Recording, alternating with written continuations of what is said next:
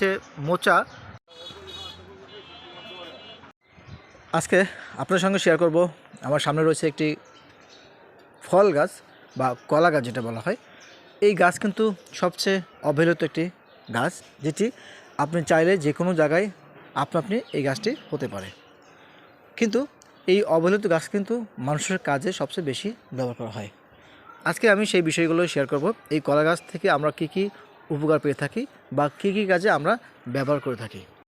আমরা দেখছি একটি কলা গাছের একটা কলার ছড়ি বা সাথে রয়েছে মোচা।